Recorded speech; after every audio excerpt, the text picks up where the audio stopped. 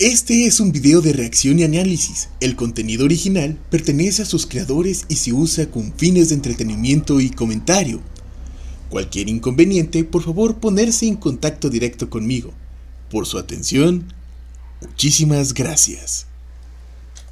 Muy bien, vamos a ver el día de hoy el caso sin resolver más terrorífico de la historia del FBI de Fusco. Vamos a darle.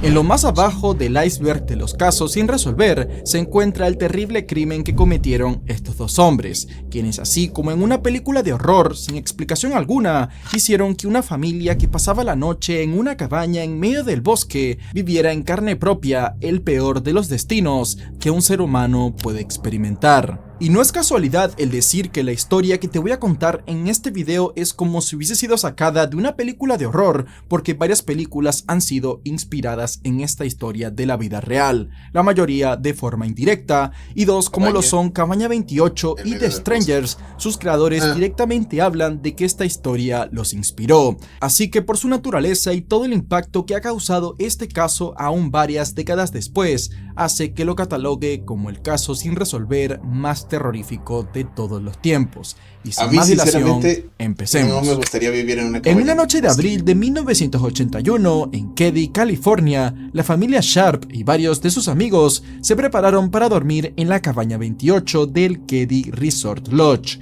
y lo que finalmente sucedió esa medianoche fue algo tan escalofriante que aún décadas después daría mucho de qué hablar. Y es que a la mañana siguiente, la hija mayor de la familia, Sheila Sharp, quien para su fortuna pasó la noche anterior en una cabaña aledaña perteneciente a una amiga, encuentra en la cabaña 28 los cuerpos sin vida de su madre, Sue Sharp, su hermano de 15 años, Johnny Sharp, y una amiga de Johnny de 17 años llamada Dana Wingate. Todos estaban en la sala atados con cinta y cables eléctricos. Había sangre en todo el lugar, hasta en las paredes y en el techo, demostrando la inmensa fuerza que había empleado el asesino para cometer esta atrocidad. El arma homicida parecían ser un martillo y dos cuchillos encontrados en la escena. Sheila, al encontrar esto, se esperaba lo peor, ya que a sus hermanos, Rick de 12 años y Greg de 7, no los veía por ningún lado, así que abrió la puerta de uno de los dormitorios de la cabaña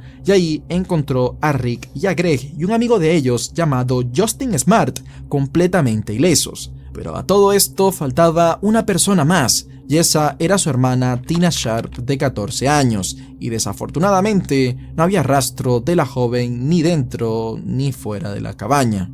Sheila y la familia de su amiga no escucharon durante la noche ni un ruido proveniente de la cabaña 28, pero una pareja en la cabaña 26 comentó que a la medianoche se despertaron al escuchar lo que parecía ser un grito ahogado, y este a lo mejor vino de Sue Sharp, quien fue encontrada sin ropa de la cintura para abajo y le taparon la boca con su propia ropa interior.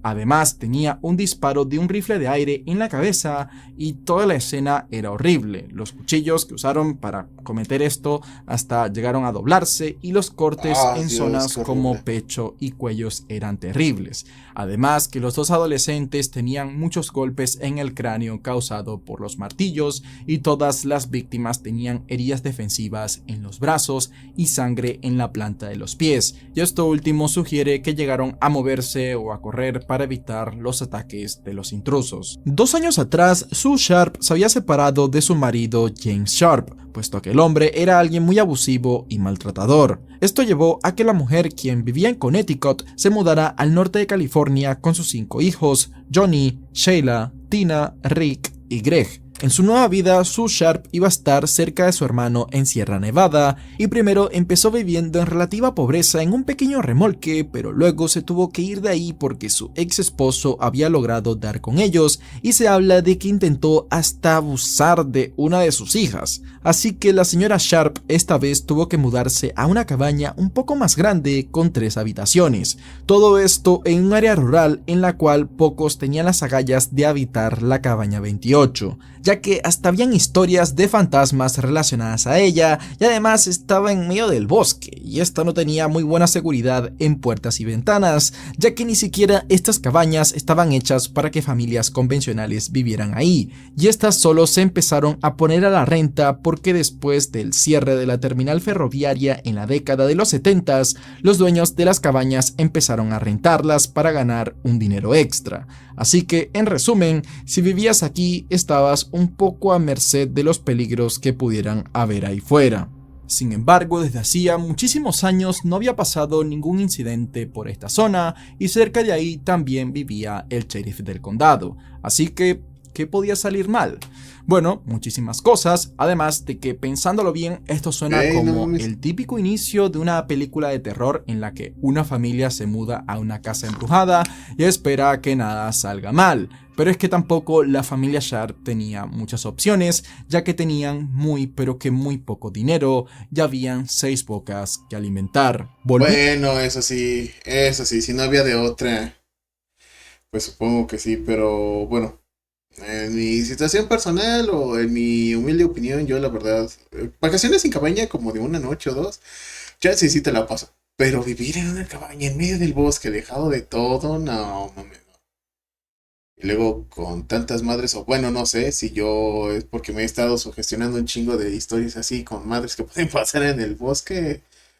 No. Viendo la escena del crimen, la policía en este caso fue sumamente inepta. Varias personas entraron a la cabaña contaminando la escena y Justin Smart no paró de decirles a los oficiales que Tina estaba desaparecida, y estos no hicieron más que ignorarlo, sabiendo que capaz la joven de 14 años estaba por ahí fuera secuestrada, pudiendo llegar a ser salvada e incluso dar información extra sobre quienes cometieron el crimen. Y no fue hasta varias horas después que las autoridades empezaron con la búsqueda de Tina. Sin embargo, las esperanzas de que la joven estuviera ilesa eran pocas, ya que su cama tenía rastros de sangre y se sospecha que se la llevaron para tener tiempo para ya saben qué, y luego acabar con su vida. No había señales de que alguien había forzado su entrada a la cabaña. Esto pudo ser debido a que Sue Sharp había dejado la puerta sin seguro para que sus hijos volvieran sin problemas, ya que por lo menos Tina estuvo en la casa de los Seabolds hasta la noche viendo televisión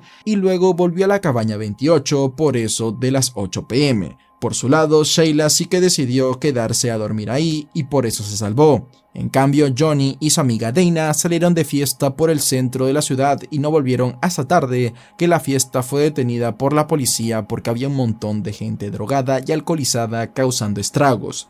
Así que recapitulando, en la casa habían 7 personas, 3 murieron, 1 desapareció y 3 quedaron ilesos. Tina Sharp, de 14 años, no se encontraba por ningún lado, tampoco su abrigo y zapatos, y sobre todo una caja de zapatos que había hecho para un proyecto de la escuela al que le tenía bastante apego tampoco estaba, por lo que esto sugería que dejaron a la joven prepararse antes de salir, ya que la niña supuestamente para cuando llegaron los atacantes debía tener ropa para dormir.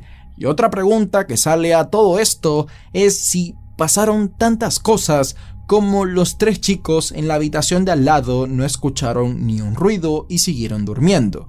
Bueno, esto en un principio se pensaba que era así, pero luego Justin Smart, el chico de 12 años que era amigo de la familia que se quedó a dormir con Rick y Greg, dio unas declaraciones bastante controvertidas. Primero dijo que no recordaba nada. Luego dijo que había como que soñado con los eventos, o sea, como que recordaba pedacitos de lo sucedido, y luego dijo que en realidad los había presenciado, pero que no recordaba mucho. Esto pues es algo confuso, pero sí es creíble, ya que por ejemplo Sheila, quien fue quien se encontró con los cuerpos, no recuerda mucho lo que vio y ni recordaba si había gritado y que había pasado minutos después del hallazgo. Vecinos también discrepaban con lo que ella decía y ella efectivamente sí fue quien se encontró con los cuerpos. Es decir que hay personas, y sobre todo si estas son niños, que eventos así de traumáticos sus cerebros tratan como de olvidarlos para evitar un trauma mayor. Así que viendo que Justin había sido el único posible testigo directo del caso, el chico fue sometido a hipnosis por la policía. Él en eso comentó que mientras estaba viendo televisión con Rick y Greg abrió la puerta de la habitación y vio cómo Sue estaba discutiendo con 2 hombres, uno con bigote y el cabello corto y otro con el cabello largo y el rostro afeitado. Ambos llevaban lentes y también comentó que el ambiente estaba tenso, pero que luego cuando Johnny y Dana volvieron a casa, las cosas empezaron a calentarse y empezó la violencia. Justin ante todo esto seguía viendo lo que estaba sucediendo y bien oculto en la puerta. Tina, en cambio, se metió en medio como para proteger a su madre o para parar la pelea, y luego en eso uno de los hombres se llevó a la niña por la puerta de atrás, y eso fue lo último que supuestamente recordó Justin, ya que el que le hizo esta hipnosis tampoco era muy experto en este tema. Tampoco es que este sea un método de sacar evidencias muy fidedigno, y se habla de que por presión y sugestión como que Justin declaró algunas cosas que no eran lo que él creía, sino que eran lo que los oficiales querían creer. Y de esta confesión también salieron los famosos retratos hablados de los sospechosos, los cuales tampoco es que eran muy profesionales, ya que fueron hechos por, según varios investigadores, alguien sin habilidades artísticas y sin entrenamiento forense en retratos hablados, por lo que cualquier testimonio de Justin fue desechado para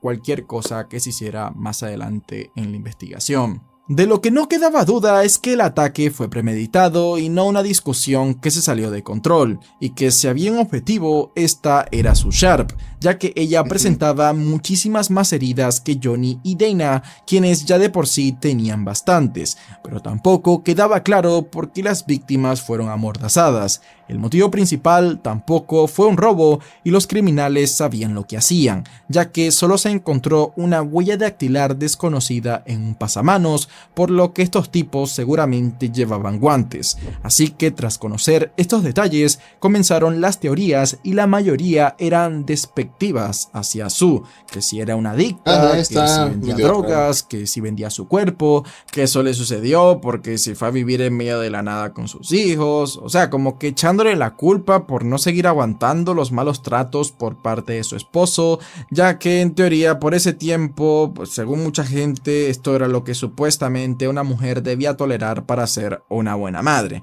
En fin, las personas que conocían a la señora Sharp sabían que nada de esto era cierto, y que ella era una mujer que siempre quería lo mejor para sus hijos y sabía que viviendo con su ex esposo no iba a conseguir eso. Por otro lado, también se habló de que esto fue un ajuste de cuentas, ya que un amigo de la familia afirmó que Dana Wingate, la amiga de Johnny, había robado LSD a unos traficantes locales. Y sí, Johnny y su amiga sí que consumían cosas, y eso estaba confirmado, pero la policía descartó que alguna de las 3 víctimas vendiera sustancias, ya que en la cabaña no se encontraron drogas o utensilios para el consumo de la misma. Así que descartando este camino, la policía no tenía más pistas sobre quién había sido capaz de cometer este crimen tan horrendo.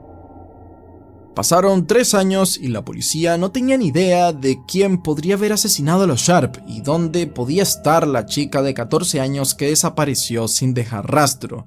Y esto fue así hasta que el 22 de abril de 1984, a más de 100 kilómetros de distancia de la cabaña 28 en otro condado, un recolector de botellas llamó a la policía diciendo que había encontrado restos humanos.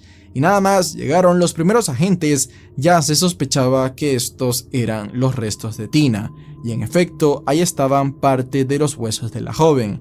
Lo raro es que alguna información dice que Tina había muerto como aproximadamente hacía unos 7 meses, por lo que me está diciendo que Tina pasó más de 1 año con vida secuestrada y nadie supo nada. Pues bueno, sí que al parecer se había dado una pista, y es que Martin Smart, el padrastro de Justin, quien vivía bastante cerca de ahí, había reportado que un martillo se había desaparecido inexplicablemente de su casa la noche del crimen, y Marilyn, su esposa, afirmó que se encontró la chaqueta manchada de sangre de Tina en el sótano de su casa, y esta de inmediato se la entregó a la policía.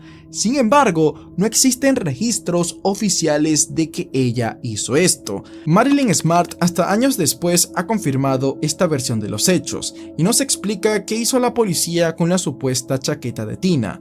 lo cual ponía a su esposo Martin como el posible culpable, y este había estado fuera de casa esa noche del crimen, por lo que la policía interrogó al hombre, y este en su primera declaración dijo que él pasó esa noche junto a John Bouvid, un amigo que había hecho hacía unas semanas atrás en un plan de salud mental para veteranos de guerra, pues ambos habían ido a la guerra de Vietnam y estaban recibiendo tratamiento para lidiar con el estrés postraumático.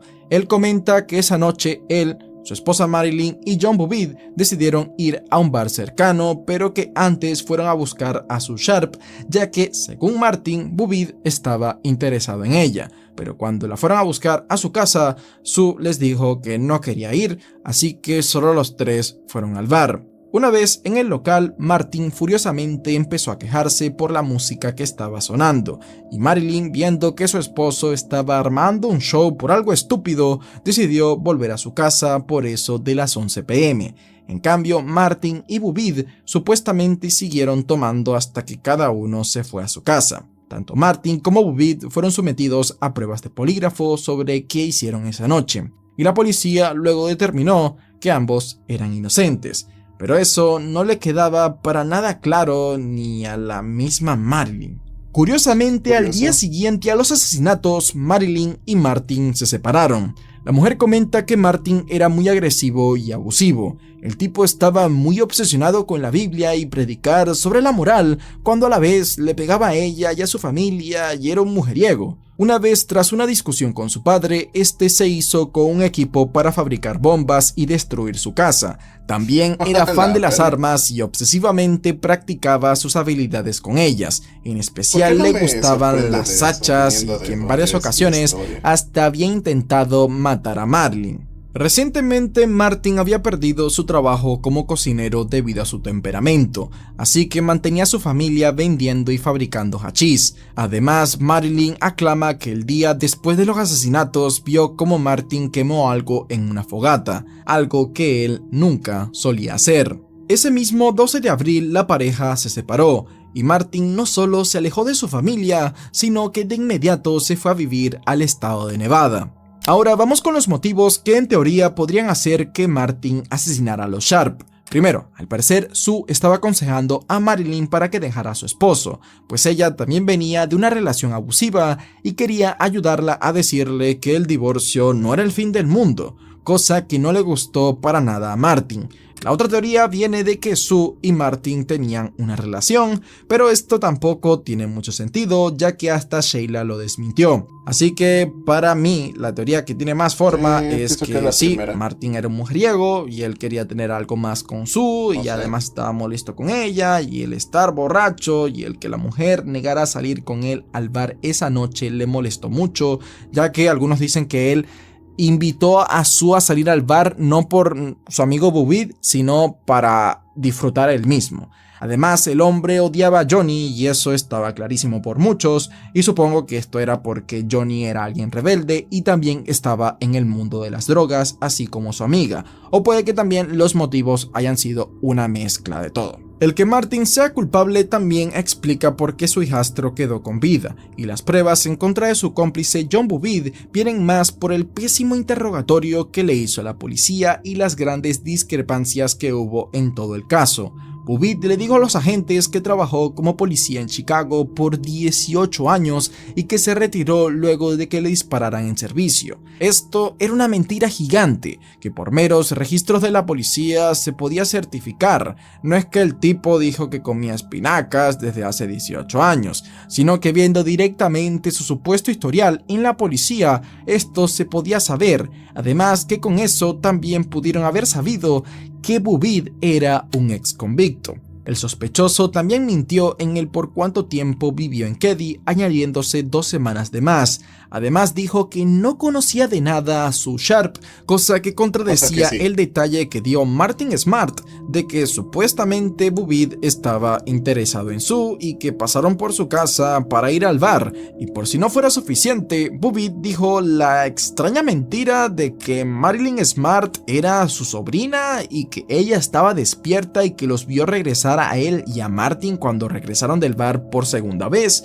Pero no, la mujer por su lado declaró que ella ella estaba dormida y que no llegó a verlos a ellos cuando regresaron a casa. De haberlo hecho, probablemente hubiera visto a su esposo y a su amigo llenos de sangre o algo alterados por lo que habían hecho minutos atrás. Martin también se salvaría de ser expuesto en este interrogatorio, pues el hombre se lanzaría una de las frases más sospechosas que he visto en toda mi vida, y fíjate que he visto miles, ¿ok? Y atento, que fue esta: puede que Justin haya visto algo de esa noche sin que yo me haya dado cuenta. Fíjate esta frase, te la voy a poner aquí en la pantalla para que reflexiones. Por si no quedó claro... A ver, otra vez. Puede que Justin haya visto algo de esa noche sin que yo me haya dado cuenta. O sea, puede que sí, pero pues yo no sé. Tal vez sí, tal vez no. ¿Quién sabe? Posiblemente. Ok, esa frase sí es demasiado, ¿cómo se llama? Sospechosa, la verdad. Esta frase te la voy a poner aquí en la pantalla para que reflexiones. Por si no quedó claro, el tipo dijo textualmente que puede que Justin, su hijastro, haya visto algo de esa noche sin que él se haya dado cuenta. Y muchos creen que sí, que con todas estas evidencias que tenía en su contra, a Martin no lo llevaron para la cárcel, ni siquiera a un segundo interrogatorio por el resto de su vida, es porque él era un amigo muy cercano de Doug Thomas, el sheriff del condado. Y al parecer con esto son ciertos esos rumores de que la corrupción en los Estados Unidos de los años 80 para abajo era nivel Latinoamérica. Al poco tiempo, por su lado, Bubbitt también abandonó Keddie y volvió a Chicago, donde tenía lazos con el crimen organizado, el cual era muy popular por allá, y el hombre murió en el año 1988.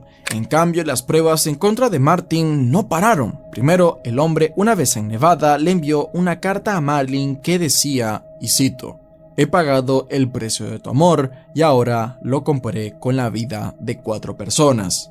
Pese a todas estas evidencias, se pensaba que el caso iba a ser abandonado en el año 2004 tras la demolición de la cabaña 28, y es que la historia se había hecho tan popular que varias personas la visitaban como si fuera un museo, pero aún así, en el año 2013, el investigador Mike Gamber, junto con el nuevo sheriff del condado, reabrió el caso. El hombre declaró que insólitamente la policía fue consciente de esta carta que envió Martin poco después de los asesinatos a su ex esposa y que aún así ni siquiera se molestaron en volverlo a interrogar. Gamber también interrogó al psicólogo de Martin en Nevada y este confesó que una tarde Martin le preguntó: ¿alguna vez has escuchado de los asesinatos de la cabaña en Keddie? A lo que el psicólogo le dijo que sí, y Martin respondió: bueno, yo asesiné a la mujer y a su hija, pero no tengo nada que ver con los otros dos. El psicólogo le preguntó por qué lo hizo, y Martin respondió que desde hace una semana él estaba seguro que Sue Sharp estaba aconsejando a su esposa para que se divorciara de él, y que ella era la responsable principal de que Marlin tuviera ese comportamiento tan rebelde en contra suya. Y el hombre aclaró que también mató a la niña porque ella lo había presenciado todo y no podía dejar testigos. Se supone también porque su compañero no iba a dejar pasar esto. Y por último, el psicólogo recuerda que a Martin se le puso una sonrisa en la cara cuando este comentó cómo se libró de la policía y se burló de la prueba del polígrafo, aclamando que eso no servía y que por esa idiotez la policía lo dejó en paz. El psicólogo le confirmó a Gamber que él antes le había confesado esto a la policía, pero una vez más... Sí, es cierto. Había escuchado que si realmente los resultados del polígrafo no son 100%, ¿cómo se llama? Exactos. Bueno, que tenga entendido, ninguna prueba lo es, pero que el bolígrafo tiene un margen de error demasiado amplio.